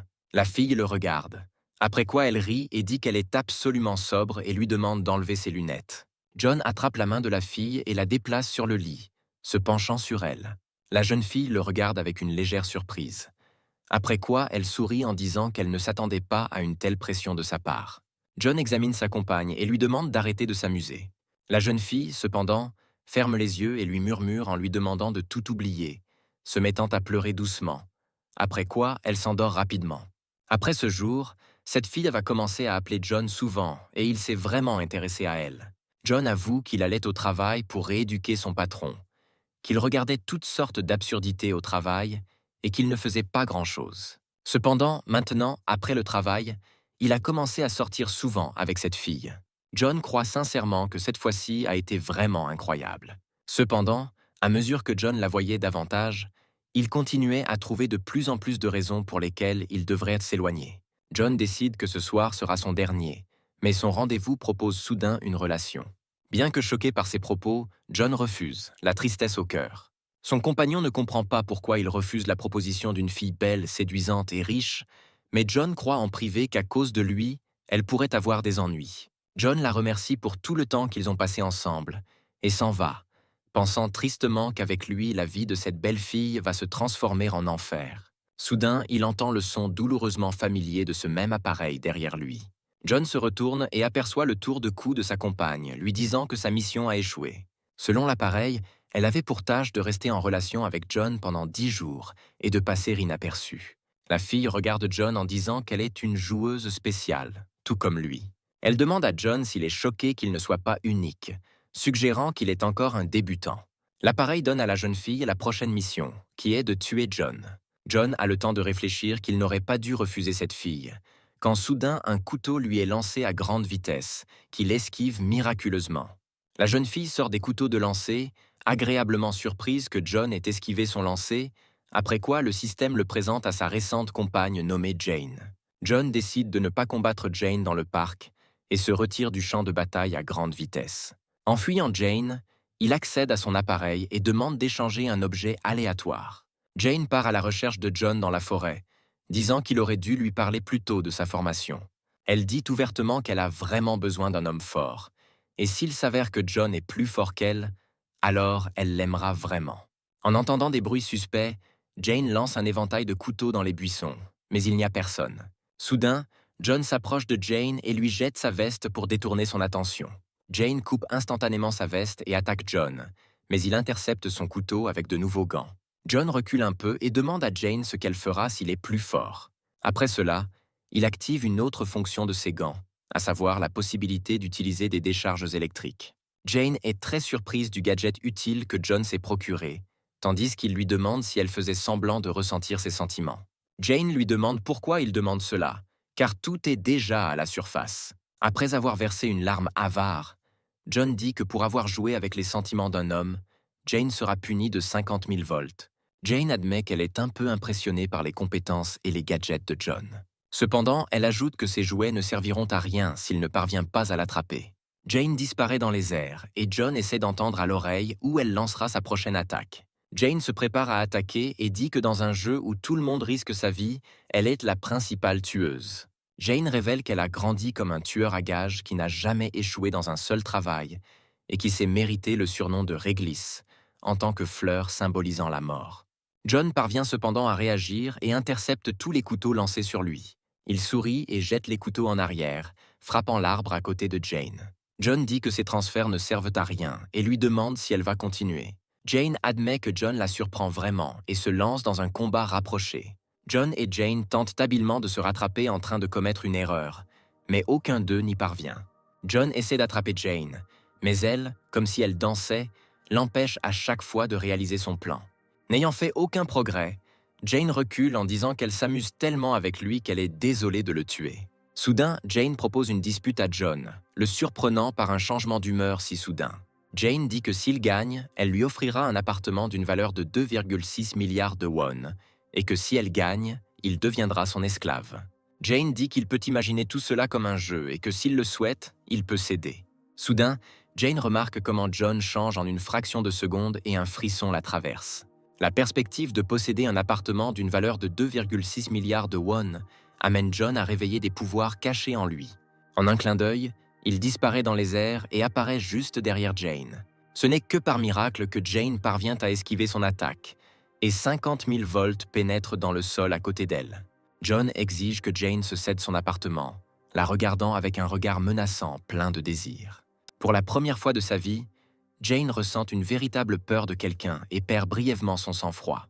Cependant, rassemblant rapidement ses pensées, elle décide de lancer une autre attaque et se précipite en avant en lançant les couteaux. Jane admet qu'elle a peur de la terrible créature que John serait s'il était un tueur, alors qu'il écarte facilement ses couteaux avec ses gants et se précipite également vers elle. Soudain, Jane réalise que John est l'homme qui mérite de gagner son cœur. Pour la première fois de sa vie, elle se rend compte qu'elle voit une personne bien plus forte qu'elle, et une légère rougeur apparaît sur son visage. Avec un sourire heureux, Jane dit à John qu'elle abandonne, ce à quoi il répond qu'une telle option n'existe pas pour elle. Un choc électrique traverse le corps de Jane, lui faisant perdre connaissance. Elle se réveille et se retrouve dans son appartement, se demandant à voix haute qu'elle est dans sa propre maison. Elle rencontre John, qui remarque sarcastiquement qu'elle est maintenant chez lui. Jane dit qu'elle lui transférera la propriété, mais en retour, elle lui impose une condition. John demande à Jane ce qui lui est venu à l'esprit cette fois. Jane dit que la seule condition pour le transfert de propriété est qu'ils vivent ensemble. John est surpris par cet état, mais Jane rappelle que leurs paroles n'étaient que des mots et n'étaient en aucun cas certifiées par des documents, ajoutant qu'elle pourra l'aider avec des informations sur les jeux, qualifiant cette cohabitation de forme de partenariat. John lui demande les raisons pour lesquelles il devrait lui faire confiance, ce à quoi elle vérifie les prix de location de la maison et constate qu'ils ont encore augmenté. Changeant instantanément de visage, John tend la main à la jeune fille, acceptant ses conditions. Jane serre la main de John, le regarde avec amour dans les yeux et lui demande s'ils doivent rédiger un accord de cohabitation. John ne s'y oppose pas, commençant ainsi une période d'étrange cohabitation entre l'assassin et le soldat des forces spéciales. Après un certain temps, John reçoit une tâche selon laquelle il doit trouver un lycéen nommé Tobias et obéir à ses ordres. John dit que Tobias adore écrire des histoires sur les intimidateurs à l'école et leurs victimes. Dans ses récits, qu'il continue de publier, les victimes sont les personnages principaux. John parle de tout cela avec assurance, car il est désormais victime de cette violence. Quelques minutes plus tôt, John retrouve Tobias et ses amis, déguisés en écoliers. John décide de faire l'idiot et trébuche sur place et tombe au sol, faisant tomber son portefeuille de son sac à dos. L'un des hooligans récupère le portefeuille de John, lui demandant combien d'argent il contient et s'il s'est saoulé. En regardant John, Tobias dit qu'il cherchait un nouveau jouet, mais qu'elle l'a trouvé elle-même. John se réjouit mentalement d'avoir réussi à trouver Tobias si facilement et continue de jouer l'image d'un nerd et laisse échapper involontairement un petit rire. L'intimidateur se met en colère parce que John rigole et décide de le frapper de toutes ses forces pour lui apprendre les bonnes manières. John continue de prétendre être un faible et un lâche se recroqueville devant le coup, se disant mentalement qu'il doit faire de son mieux. Ayant jeté l'argent devant les hooligans, il crie désespérément, leur demandant de ne pas le battre. Ce cri effraie incroyablement l'intimidateur, même s'il essaie extérieurement de ne pas l'admettre. L'un des amis de Tobias dit qu'ils ne vont pas le tuer, ordonnant à John de donner son numéro afin qu'il puisse l'appeler plus tard. John partage ses contacts, se réjouissant mentalement qu'il le considère comme une cible facile. Tobias dit à ses amis qu'ils doivent y aller et ils partent, prévoyant de boire avec l'argent. Tobias ajoute qu'ils doivent mieux connaître leur nouvel ami et organiser une cérémonie de bienvenue. Quelque temps plus tard, John et les hooligans se retrouvent dans un appartement où les hooligans boivent et discutent. Un des amis de Tobias prend une tasse avec une boisson dans laquelle flottent plusieurs mégots de cigarettes et demande à John pourquoi il ne boit pas. Il lui conseille d'en boire jusqu'à la dernière goutte, sinon il subira un triste sort. En disant cela, il désigne un jeune homme qui est battu par le deuxième ami de Tobias. Le gars s'évanouit et un autre ami, l'appelant par son nom Fred, court vers lui et commence à lui donner des coups de pied, le réprimandant pour avoir osé s'évanouir. John regarde ces terribles brimades et coups, essayant de se contrôler. Prenant dans sa main une tasse de bouillie boueuse qu'on lui a proposé de boire, John la jette avec force au visage de l'intimidateur, disant que sa main tremblait de peur. L'intimidateur devient fou furieux, attrapant John par la cravate et criant qu'il ne vivra pas. Tobias l'interrompt en lui disant de ne pas faire de bêtises, car aujourd'hui est un jour important. L'intimidateur libère immédiatement John, disant qu'il va tout préparer tout de suite. Après un certain temps, les hooligans continuent de s'asseoir dans l'appartement et entendent des pas approcher. Après un certain temps, un homme d'âge moyen entre dans l'appartement et dit à Fred qu'il est chez lui. L'homme essaie d'allumer la lumière lorsqu'il rencontre soudain les hooligans devant lui, avec John, assis à une petite table sur laquelle se trouve un gâteau avec une bougie. L'homme, qui est le père de Fred, suppose que Tobias et ses amis sont les amis de Fred, ce à quoi il répond par l'affirmative, ajoutant qu'ils sont venus en l'honneur de son anniversaire. Le père de Fred regrette de ne pas lui avoir acheté de gâteau, ce à quoi Tobias lui assure que rien de grave ne lui est arrivé, car ils ont passé un merveilleux moment avec Fred. Fred sourit, confirmant ce que Tobias a dit et dit à son père de ne pas s'inquiéter. John observe la situation en silence, essayant de comprendre pourquoi Tobias propose ce spectacle écœurant. Le père de Fred est heureux que son fils ait des amis aussi honnêtes et serre la main de Tobias. L'homme trompé remet l'argent à Tobias, disant qu'il devrait y en avoir ici assez pour couvrir le coût d'un gâteau et autre chose. Tobias refuse, disant qu'il ne le faisait pas pour la récompense, notant que le père de Fred l'a gagné grâce à un travail acharné, notant que l'homme travaille comme un punching ball vivant. Pendant que Tobias parle à son père, son ami se rapproche de Fred et l'appelle. Il lui demande s'il peut frapper son père au visage s'il donne 10 000 won. Tobias dit poliment au revoir au père de Fred, disant qu'il est temps pour eux de partir. Mais John décide de rester un peu plus longtemps. John sort sur le toit et trouve Fred assis sur un banc. Il s'approche et lui demande comment il se sent, disant qu'il a été forcé ici par ces voyous. Fred conseille à John de changer d'école. Sinon, Tobias ira au fond de ses faiblesses et ne s'arrêtera que lorsque John lui obéira.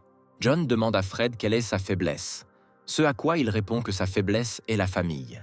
Fred dit que sa mère est à l'hôpital que possède le père de Tobias et que grâce à cela, elle peut y rester gratuitement pendant que lui et son père économisent pour l'opération. Selon Fred, en échange de cette faveur, il doit endurer toutes les brimades pour que sa mère se remette sur pied. John comprend pourquoi Fred suit les ordres de Tobias, disant qu'il devra le faire aussi, mais exprime immédiatement des doutes sur le fait qu'il puisse le supporter beaucoup plus longtemps. Il ajoute que si Fred garde toujours la négativité en lui, il mourra simplement de colère. Il invite Fred à se rafraîchir, ajoutant qu'il a pas mal d'argent.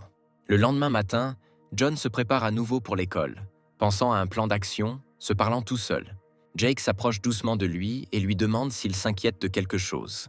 John a peur et lui demande pourquoi elle fait ça et ce qu'elle fait dans sa chambre. Jane rappelle à John qu'ils vivent désormais ensemble et lui lance un autre regard affectueux. Elle ajoute qu'il peut tout lui dire si quelque chose le dérange, en l'appelant de manière ludique partenaire. John dit qu'il a très mal à la tête et lui demande de ne pas se moquer d'elle. Jane dit qu'à en juger par sa tenue, il se prépare pour l'école et suggère des moyens de tuer un élève. John dit que c'est une mission d'assassinat, répondant qu'il s'en chargera lui-même et vérifie son téléphone. John voit une proposition de rendez-vous de la part d'un de ses amis, Tobias, dont le nom est Marty, et décide que c'est une excellente opportunité. Jane dit à John qu'elle lui a préparé un petit déjeuner et lui propose quelque chose à manger avant de partir. Mais John refuse bruyamment et s'enfuit. Jane est surprise par le comportement étrange de John, suggérant en plaisantant qu'il est entré dans la puberté. Pendant ce temps, à l'une des portes d'entrée, Marty attrape une fille par la main et lui demande de lui donner un numéro à rencontrer. La fille refuse et il lui tend la main, en colère contre le refus. Soudain, une canette de soda vole dans la main de Marty, le faisant lâcher la fille avec surprise. Il se retourne, se demandant à voix haute qui a fait ça et aperçoit John marchant joyeusement vers lui. Marty demande à John s'il a fini de vivre et envisage de le battre pour ses actes. Cependant, John décide de se venger de tout ce qu'il a subi et lui porte un puissant coup au ventre. John confronte Marty à un choix dans lequel soit il le laisse tranquille, soit il lui rend service. John ajoute qu'il peut le frapper à nouveau pour le faire réfléchir plus vite.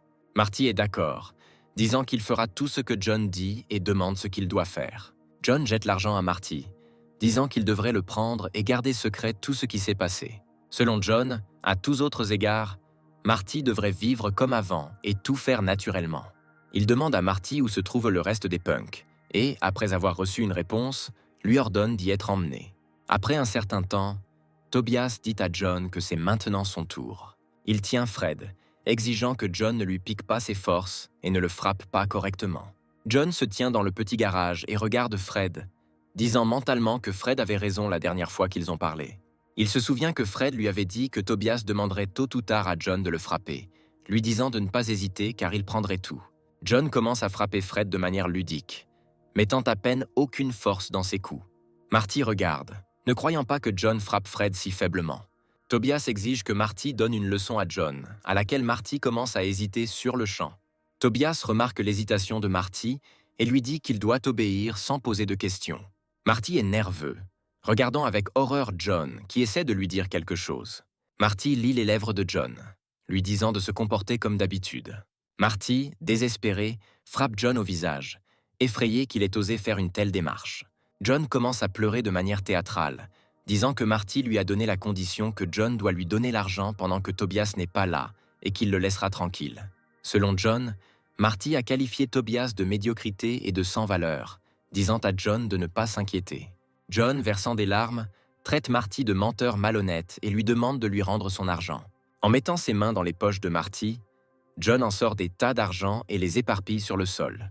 Tobias tombe facilement dans le piège des mensonges de John et demande à Marty pourquoi il a décidé de dépenser tout cet argent sans sa participation. Marty essaie de se justifier, mais Tobias ne veut même pas l'écouter et s'approche de lui en lui demandant s'il ressemble à un clown.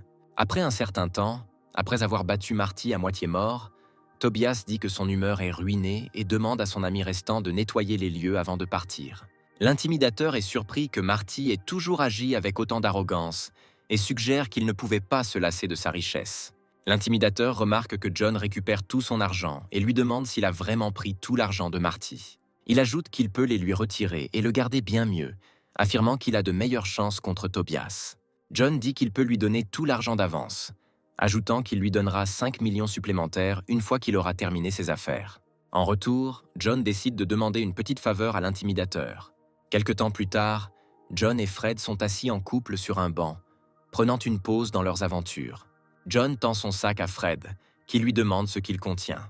Sans hésiter, John répond que le sac contient de l'argent pour le traitement de sa mère.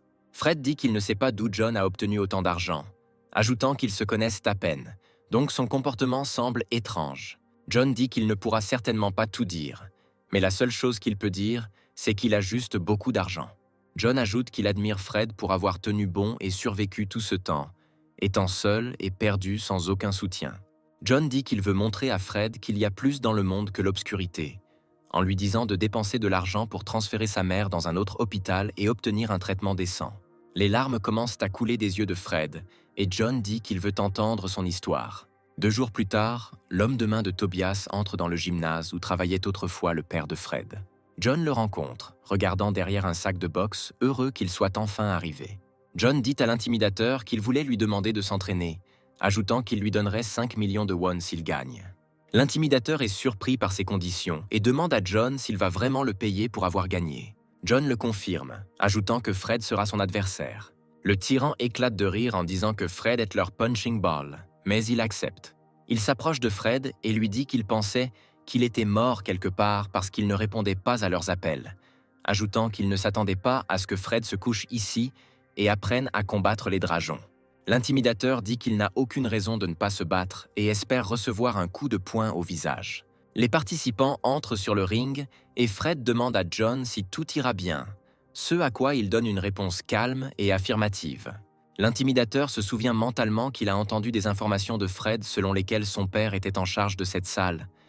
Mais de son point de vue, une personne travaillant comme sac de boxe ne lui fera rien. L'intimidateur charge, levant la main pour frapper, disant qu'il va casser le nez de Fred. Cependant, ni cette attaque ni la douzaine d'attaques suivantes ne peuvent eux-mêmes toucher Fred, qui les esquive avec une incroyable facilité. John regarde le combat, pensant joyeusement que ce simplet n'a aucune idée de pourquoi les choses ont tant changé en 2 jours. Du point de vue de John, Fred était fort dès le début, et les coups constants n'ont fait que renforcer son corps. John ajoute qu'il a remarqué les sacs éclatés dans le gymnase de son père, ce qui lui a dit que Fred s'était retenu depuis le début. John voyage mentalement dans le temps quelques jours jusqu'au moment où Fred lui dit qu'il participait à des combats. Mais après avoir trop battu un voleur, il a commencé à craindre pour sa force. Fred s'est rendu compte que ses mains pouvaient tuer quelqu'un, et après cela, il a arrêté de pratiquer. Puis John a demandé si Fred avait des blessures dont il aimerait se débarrasser. Fred ne comprend pas où John veut en venir et lui demande comment cela est possible.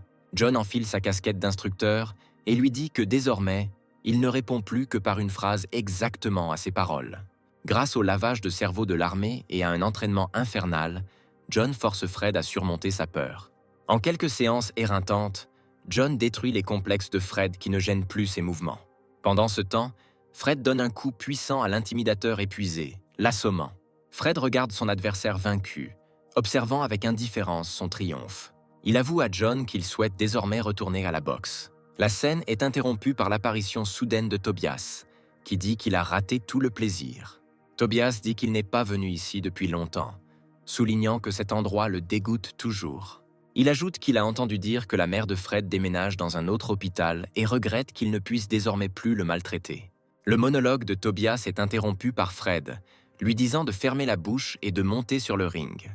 Il ajoute qu'il est temps de mettre fin à leur mauvaise relation. Tobias entre sur le ring et Fred se souvient qu'ils étaient autrefois amis d'enfance. Cependant, plus tard, en raison d'aspirations similaires, ils sont devenus des ennemis cherchant à se surpasser. Cependant, finalement, parce que Tobias n'a pas pu surpasser Fred, leurs chemins se sont finalement séparés. Tobias a commencé à avoir l'impression que Fred le méprisait et il a commencé à paniquer à ce sujet. Malgré les assurances de Fred selon lesquelles il ne considérait pas Tobias comme inférieur à lui, leur relation ne s'est pas améliorée. Finalement, Tobias a quitté la pièce et a emprunté une pente glissante. En tant qu'ancien boxeur, Tobias excellait dans les combats de rue et en sortait victorieux. C'est là qu'il retrouve ses 2 amis impressionnés par ses talents de combattant. C'est à ce moment-là que Tobias apprit que Fred avait abandonné la boxe en raison d'un incident critique. Il s'avère que Fred était jugé pour surprotection à cause de cet incident de cambriolage, et c'est à ce moment-là que sa mère s'est retrouvée à l'hôpital. Son père a donc dû fermer le tribunal. Tobias réalisa alors que les échecs de Fred lui apportaient un bonheur non dissimulé. Tobias se précipite sur Fred, lui criant de s'allonger sur le sol et de se tordre de douleur. Fred endure stoïquement toutes les insultes de Tobias et bloque chaque coup. Fred se souvient à nouveau du passé, se transportant au moment où il a rencontré à nouveau Tobias. Tobias a déclaré que son père pouvait couvrir la totalité du coût du traitement de la mère de Fred. En retour, Tobias exige que Fred soit son jouet et obéisse parfaitement à ses ordres. En réponse à l'étonnement de Fred, Tobias dit qu'il fera quelques tests et que si Fred lui désobéit, sa mère ne recevra pas de traitement gratuit. Après ces mots, Tobias entre dans la foule et y trouve le père de Fred, travaillant comme poire vivante. Il se tourne vers Fred et remet l'argent à son père. Après cela, il commence, sans se retenir, à le battre devant Fred. Fred ne pouvait pas bouger, se consolant avec des paroles sur le bien de sa mère, puis son père le remarqua. Il demande à Fred s'il est surpris que son père fasse quelque chose comme ça. Son père a encouragé Fred à ne pas s'énerver, lui disant que ses enfants ne pourraient jamais le frapper fort. D'un de ses coups, Tobias parvient à percer les défenses de Fred et à le frapper à la joue. Cependant, réalisant qu'il ne sera plus un misérable lâche, Fred se précipite en avant, esquivant le prochain coup de Tobias. Profitant de l'occasion, Fred porte un coup sérieux au corps de Tobias, le faisant chanceler en arrière et tomber à genoux. Fred se rapproche de Tobias et lui dit de se lever et de continuer à se battre. Malgré sa rage bouillonnante, Tobias ne parvient pas à attaquer Fred et continue d'être touché. Fred demande à nouveau à Tobias de se lever et dit qu'il épargnera sa face cette fois. Tobias dit à Fred qu'il reconnaît ce regard arrogant qu'il déteste le plus. Tobias enlève ses gants et sort un cran d'arrêt, disant qu'il le fera arrêter la boxe pour toujours. Fred commence à regarder Tobias avec surprise et il lui demande s'il avait peur. Cependant, John, se rapprochant de plus en plus de Tobias, lui dit qu'il a franchi la ligne. Tobias se retourne et lance un coup de poing, mais John l'esquive facilement. Il arrache le couteau des mains de Tobias, lui disant qu'il a failli le frapper. Lorsque Tobias lui demande de rendre le couteau, John enlève ses fausses dents, lui disant qu'il n'est même pas botaniste. Il s'avance vers Tobias en lui disant qu'il devrait le combattre aussi. Après un certain temps, Tobias n'a plus d'espace de vie et il demande grâce en larmes. John lui dit qu'il l'a averti de ne pas franchir la ligne, notant que c'est pour cette raison qu'il ne s'est pas retenu. John reçoit une notification l'informant qu'en raison de l'échec d'une mission, il recevra une punition aléatoire.